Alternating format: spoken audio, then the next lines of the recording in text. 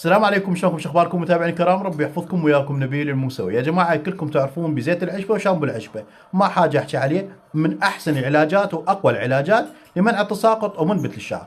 كلكم تعرفون بطل شامبو مع بطل زيت سعره 25 والتوصيل مجاني، بطل شامبو العشبه مع بطل زيت العشبه بسعر 25 والتوصيل مجاني. حاليا صار عرض، اللي ياخذ كورسين راح يحصل على الكورس الثالث مجاني. راح اراويكم مقطع، هذا المقطع صار ترند، والله يجيرنا ويجيركم يا رب. أول شيء نتعلم من هذا المقطع أنه إحنا ما نستدعي الجن ولا نأذي الجن، تمام؟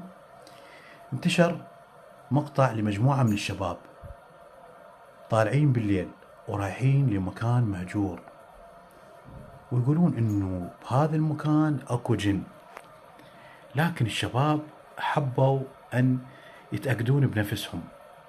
خلينا نشوف المقطع سوية أنا وياكم.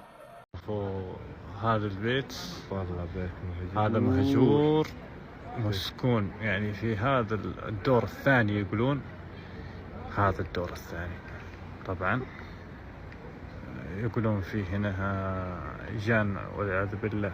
خليه يفتح الطاقة قفلها جوا. إن كنت موجود يلي هنا افتح الطاقة. ايوه ايوه شو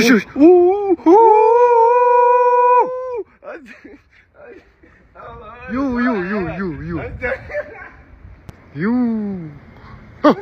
بابا سرعنا. سمعتوا يا جماعة؟